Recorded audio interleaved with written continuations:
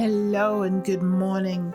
Welcome to my podcast. My name is Donna Marie Duncan, and I'm reading from the Gospel from Patmos by John Paulian. Everyday insights for living from the last book of the Bible.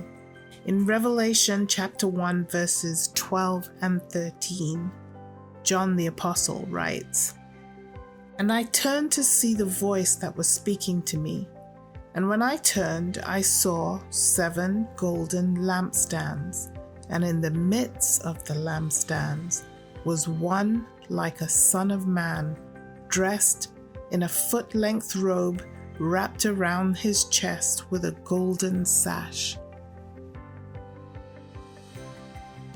One day, a highway patrolman in South Dakota was heading north on Interstate 29, just as I was heading south past him.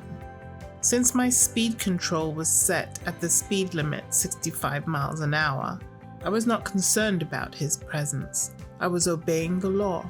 So when the lights on the car began flashing and he slowed to make a U-turn, I remained calm with a clear conscience. I figured he must be after someone else, although the road was fairly deserted at the time. As he came up and moved behind me, it was clear that I was the one he was after. With a clear conscience, I pulled over, curious as to what the problem was. "Did you know you were traveling kind of fast?" "No, sir," I replied courteously. "I had my speed control set at 65 miles per hour. The next assertion startled me. "You registered 77 miles per hour on my radar." "That's impossible," I responded, as courteously as outrage would allow. "I've been traveling at this setting for 3,000 miles now, and no one has stopped me. Are you sure there isn't something wrong with your radar?" That comment was probably a negotiating mistake.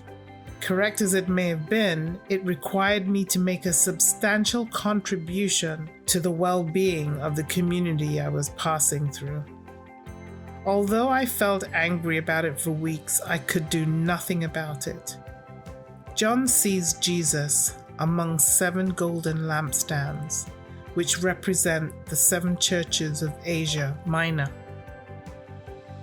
The vision portrays Jesus as walking among the lampstands, ministering to the churches. The background to this idea is the Old Testament covenant. "I will walk among you and be your God, and you will be my people." One of the best things about the covenant concept is that God is not arbitrary. He subjects himself to the covenant. "Know therefore that the Lord your God is God. He is the faithful God, keeping his covenant of love to 1,000 generations of those who love him and keep his command." God is not like the ancient pagan gods who couldn't be trusted. The Hebrew God approaches his people in a consistent fashion, obeying his own rules. This is a tremendous source of security and stability for our spiritual life. We know what to expect from him. I'm thankful God is not like the highway patrolman in South Dakota. Dear Lord, I commit myself anew to you today. I desire the spiritual stability that you have promised in your covenant with us. Amen.